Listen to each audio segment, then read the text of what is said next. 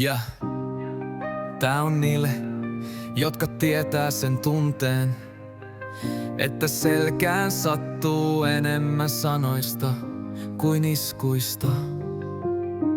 Luokaan sisään, mut silmät kääntyy pois. Joku nauraa takarivis, sydän tuntuu raskaan lois. Sanat lentää nopeammin kuin nyrkit koskaan. Hymyn taakse piilotan, mut sisälläni on poissa. Opettaja ei näe, kaverit vai kuurot. Ja kotona mä sanon vaan, ei hyvin, ei mulla surut. Mut yö tulee taas ja mä mietin liikaa. Miksi just mä, miksen mä voi riittää? Ne arvet ei näy, mut ne kulkee mukana.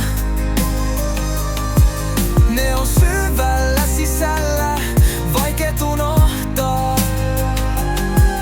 Koulukiusaaja ei taju mitä jätti taakseen. Tää kipu kasvaa, mut mä selviin en kaadu maahan. Jokainen pilkka kaivertaa kuin tatuointi, mut ei kaunis kuva, vaan varjo ikuinen muisti. Lapsuus ois pitänyt olla turvan nauru, mut se vaihtui kyyneliin yksinäisyyteen kaikuun. Joskus mietin kuka on ja miksi on täällä. Onko arvokas vai pelkkä varjo seinällä? Mut opin seisomaan, vaikka maa horjuu. Mä nousen ylös, vaikka arvet mua korjuu. Ne arvet ei näy, mut ne kulkee mukana. Ne on syvällä sisällä, vaikeet unohtaa. Koulukiusaaja ei taju mitä jätti taakseen. Tää kipu kasvaa, mut mä selviin en kaadu maahan.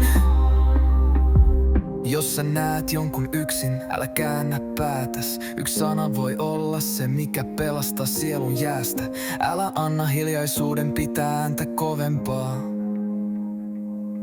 Sä voit olla se valo, joka pimeiden voittaa.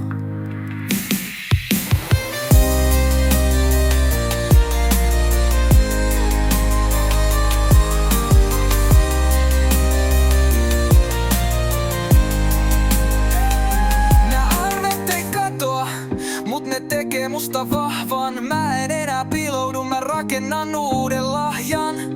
Kipu ei määritä vaan mitä teen sen jälkeen.